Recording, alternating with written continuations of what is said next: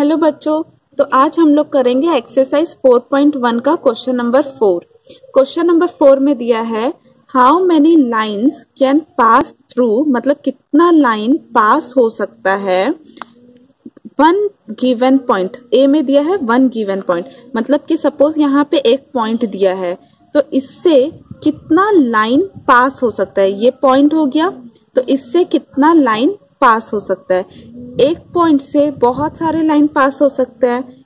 जैसे अगर मैंने यहाँ पे लिख दिया हाउ मेनी लाइन पास, कितना लाइन पास होगा ए से, तो इसके लिए मैं लाइन पास करती हूँ। तो ये जैसे एक लाइन हो गया, यहाँ पे एक लाइन हो गया, यहाँ पे एक लाइन हो गया।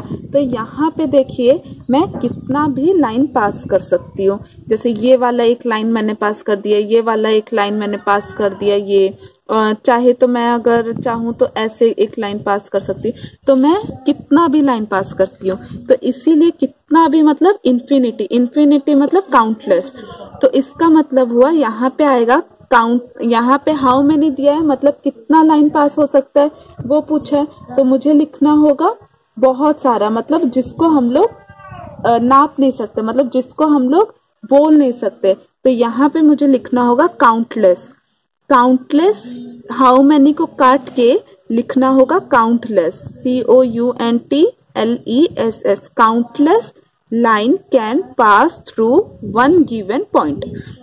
आई होप ए समझ आ गया होगा आपको। अब हम लोग करेंगे बी में। बी दिया है टू गिवन पॉइंट्स, दो पॉइंट गिवन है, मतलब यहाँ एक पॉइंट गिवन है, यहाँ एक पॉइंट गिवन है। तो यहाँ पे ए है, यहाँ पे बी है। तो इन दोनों को मिला के एक लाइन बनाना है। मतलब कितना लाइन इनसे पास हो सकता है, मतलब दोनों को मिला के, तब एक ही लाइन पास हो सकता है, एक ही लाइन। नहीं तो और अगर आप ऐसे लेंगे या ऐसे लेंगे या जैसे भी लेंगे, और तो अगर आप ऐसे लेते हैं बी में नहीं आता वो लाइन, ऐसे लेंगे तो ये ए में नहीं आता, बीच से लेंगे तो ए बी में नहीं आता। तो ऐसे में अगर आप लेंगे तो ओनली वन लाइन ही बना सकते हैं। दो पॉइंट्स, इसका मतलब है दो पॉइंट से हम एक लाइन ही बना सकते हैं। तो यहाँ पे हम लिखेंगे हाउ मेनी को काट के यहाँ पे आंसर में लिखेंगे only one line, one line, only one line can pass through to given points. तो यहाँ पे क्वेश्चन नंबर 4 खत्म होता है। अब हम लोग करेंगे क्वेश्चन नंबर 5। क्वेश्चन नंबर 5 में दिया है ड्रॉ अ रफ फिगर, मतलब एक आपको फिगर ड्रॉ करना है। ये जैसे एक फिगर है वैसे ही आपको इस क्वेश्चन के लिए फिगर ड्रॉ करना है। And label suitably in each of the following case, और आपको लेबल देना है। यहाँ पे एक फिगर दिया है, आपको फिगर ड्रॉ करना है। ए में क्या है, पॉइंट ए लाइज ऑन ए और बी। ए और बी जो दिया है उसके बीच में पॉइंट ए लाइज करता है। तो ए और बी, फर्स्ट हमें ए और बी बनाना है। तो ए और बी क्या है, एक लाइन सेगमेंट है। तो मैंने यहाँ पे ए और बी बना दिया, और उसके बीच में क्या आता है पी। तो यहाँ पे मैंने पी बना दिया। ये हुआ पॉइंट, ये हुआ ए बी। ए बी एक लाइन सेगमेंट है इसीलिए लाइन दे दिया, लाइन जैसा दिया। तो यहाँ पे मैंने ए बी बना दिया, बीच में पी बना दिया। ये हुआ ए का आंसर, ए का ये आंसर बन गया। अब करेंगे बी में। बी का क्या दिया है, बी का दिया है तो बी में दिया है एक्स वाई लाइन दिया है, ये X Y and line P Q intersect at M, मतलब एक्स वाई और पी क्यू इंटरसेक्ट होता है एम में। तो एक्स वाई मैंने एक लाइन बना दिया, एक्स वाई एक लाइन बन गया। पी क्यू मैंने ऐसे बना दिया। सपोज आपके ऊपर डिपेंड करता है, आप जैसे भी बना सकते हैं। पी क्यू इंटरसेक्ट होता है एम में। इंटरसेक्ट मतलब जॉइंट जो होता है वो होता है एम में। तो यहाँ पे आपको ऐसे गोला नहीं बनाना है, खाली जॉइंट कर देना है ऐसे। ये होता है एम में। तो मैंने ऐसे डायग्राम बनाया। तो आप चाहे तो ऐसे बना सकते हैं, ऐसे फिर ऐसे करके बना सकते हैं। ये पी क्यू हो गया, ये एक्स वाई हो गया। सबका अलग अलग डायग्राम भी हो सकता है, जरूरी नहीं है कि सबका एक ही हो, अलग अलग डायग्राम भी हो सकता है। अब हम लोग करेंगे सी। सी में दिया है लाइन एल, एक लाइन है इसका मतलब, तो मैंने लाइन बना दिया एक, तो लाइन बना दिया और उसका नाम दिया है एल, तो मैंने लाइन का नाम दे दिया एल। लाइन एल हो गया, line L contains E and F but not D. इसका मतलब एक लाइन है जिसमें ई और एफ आता है लेकिन डी नहीं आता। तो यहाँ पे मैं एक पॉइंट बना देती हूँ ई और यहाँ पे बना दी एफ। तो यहाँ पे देखिए एक लाइन बन गया जिसमें ई और एफ आता है बट डी नहीं आता, तो डी मैं यहाँ पे बना देती हूँ डी। तो आपका मर्जी है वो, यहाँ पे आप ई एफ लिख कर यहाँ डी बनाइए, नहीं तो यहाँ पे ई एफ लिख कर कहाँ पे भी, मतलब इसमें बस जॉइंट मत करिएगा और कहीं पे भी आप डी लिख सकते हैं। अब हम नेक्स्ट करेंगे डी, फिफ्थ का डी।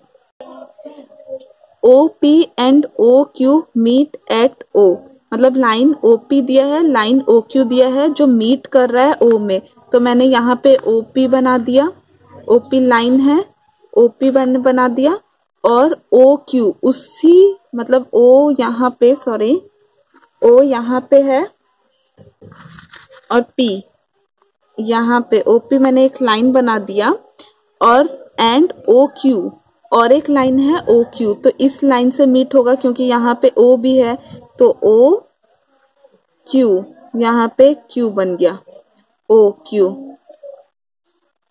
तो लाइन ओ पी और ओ क्यू बन गया लाइन। मीट एट ओ, ओ से मीट कर रहा है, यहाँ पे देखिए ओ से मीट कर रहा है, तो यहाँ पे ये वाला कंप्लीट हो गया। अब हम लोग करेंगे क्वेश्चन नंबर 6। क्वेश्चन नंबर 6 में दिया है consider the following figure of line M N, ये वाला लाइन लेना है एम एन। उसके बाद क्वेश्चन दिया है से whether the following statement are true और false in context of a given figure, मतलब इस फिगर को देखिए आपको ये वाला बोलना है कि कौन सा ट्रू है कौन सा फॉल्स है। तो यहाँ पे ए में दिया है Q M O N P R points, तो Q M N O P points है क्या लाइन एम एन में, लाइन एम एन में एम एन यहाँ से है, एम एन लाइन में Q M O N P point है क्या, तो यहाँ पे आंसर क्या होगा ट्रू। ये वाला एक लाइन है, ये वाला देखिए यहाँ पे एंड हो रहा है एरो में, तो ये एक लाइन में Q M O N P एक लाइन है, तो यहाँ पे होगा ट्रू। उसके बाद बी करते हैं। बी में दिया है M O N R points on a line segment M N, M O N क्या है पॉइंट्स है लाइन सेगमेंट एम एन में, तो एम कहाँ है, एम ये है, ओ ये है, एन ये है, तो वो लाइन सेगमेंट एम एन में एक पॉइंट है, तो करेक्ट है ये M O N line point है, तो यहाँ पे हो गया ट्रू। अब हम लोग करेंगे सी का। सी में दिया है M and N are end points of line segment M N, यहाँ पे एम एन है, तो यहाँ पे दिया है एम एन जो लाइन सेगमेंट है उसमें एम और एन एंड पॉइंट है लाइन सेगमेंट में, तो यहाँ पे ये भी ट्रू होगा क्योंकि यहाँ पे दिया एम और एन यहाँ पे ये सपोज दिया, तो ये लाइन सेगमेंट एंड बन गया। यहाँ पे देखिए एम एन दिया है, एम एन यहाँ दिया है तो एम एन यहाँ पे भी दिया है, तो ये हो गया ट्रू। अगर यहाँ पे दिया होता है एम और ओ सपोज यहाँ पे दिया होता ओ, तो ये फॉल्स हो जाता है क्योंकि एम एन एंड पॉइंट नहीं होता। तो आई होप आपको समझ आया होगा सी। अब नेक्स्ट करते हैं डी। डी में दिया है O and N are end point of line segment OP, मतलब ओ और एन यहाँ पे दिया है एंड पॉइंट है, एंड पॉइंट माने खत्म होता है, एंड पॉइंट खत्म जो पॉइंट से हो रहा है ऑफ लाइन सेगमेंट ओपी, ओ और पी यहाँ पे देखिए, तो ये फॉल्स हो जाएगा। जैसे मैंने ऊपर वाले में समझाया था, अगर यहाँ पे ओपी दिया है तो यहाँ पे खत्म होने के लिए भी ओपी होता, एंड पॉइंट ओपी ही होगा, तो ये हो गया फॉल्स। अब हम करेंगे ई में दिया है M is one of the end point of the line segment Q O, तो क्यू ओ का जो लाइन सेगमेंट दिया है उसमें एम एक एंड पॉइंट है, मतलब एंड हो रहा है। जैसे यहाँ पे देखिए क्यू और ओ, मैंने क्यू से शुरू होगा ओ से खत्म होता है, इसका मतलब ये होता है। तो एम यहाँ पे दोनों में से कहीं पे भी एम नहीं है, मतलब एम से एंड नहीं हो रहा है, तो ये हो जाएगा फॉल्स। याद रखिए इसका मतलब होता है क्यू से शुरू हो रहा है ओ में खत्म हो रहा है। अब चलते हैं एफ में। एफ में दिया है M is only point on ray OP. Ray जो दिया है, ओपी का जो रे दिया है, मतलब ये वाला ओपी का ये वाला रे दिया है एक, तो इसमें बोला है एम एक खाली, एम इज पॉइंट, मतलब एम पॉइंट है। रे ओपी में एम एक पॉइंट है, ये एम एक पॉइंट है रे ओपी, मतलब ओपी मतलब यहाँ से शुरू हो रहा है, ये ओपी यहाँ से, मतलब ये नहीं है, ये नहीं है। इसका मतलब क्या हुआ, यहाँ से एक एरो है यहाँ पे, इतना तक ही लाइन दिया है ओपी। ओपी में अब देखिए यहाँ पे एम आ रहा है क्या, एम नहीं आ रहा है, तो ये हो जाएगा फॉल्स, ये हो गया फॉल्स। अब हम करेंगे जी। जी में दिया है ray O P is different from ray Q P. Ray दिया है ओपी का रे, मतलब इसका ये वाला रे OP, OP is different from Q P, तो ये वाला क्यू है, ये वाला है पी, तो ये दोनों अलग अलग है, रे दोनों अलग अलग रे है, इसीलिए ये हो गया ये वाला दिया है अलग अलग है, तो ये हो गया ट्रू। तो अब यहाँ पे दिया है ray Q P is same as ray O M, मतलब क्यू पी यहाँ पे कहा, ये यहाँ पे दिया है O P, sorry O P दिया है, ये ओ ये पी, तो ray O P is same as O M, ये वाला ओ पी सेम है रे ओ एम से। तो देखिए यहाँ पे ओ से दोनों शुरू हुआ है, मतलब यहाँ से शुरू हुआ है ओपी और ये ओ एम, तो ये दोनों सेम है, ये दोनों सेम नहीं होगा, अलग अलग है ये दोनों।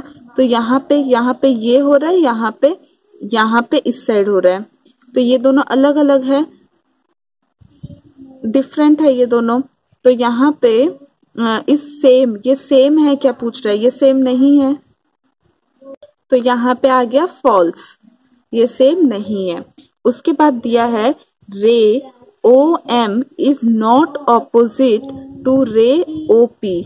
ओ एम कहाँ पे है, यहाँ पे ओ एम है, ओ एम, और ओ पी कहाँ पे है, ओ पी, ओ यहाँ पे है और पी, तो ये दोनों क्या हुआ, एक दूसरे से ऑपोजिट हुआ, तो ऑपोजिट है ये, तो यहाँ पे क्या दिया, नॉट ऑपोजिट, मतलब ऑपोजिट नहीं है, तो ये फॉल्स हो गया क्योंकि ये ऑपोजिट है। यहाँ देखिए ये इस डायरेक्शन में जा रहा है, ये उस डायरेक्शन में जा रहा है, तो ये ऑपोजिट है, तो यहाँ फॉल्स हो गया।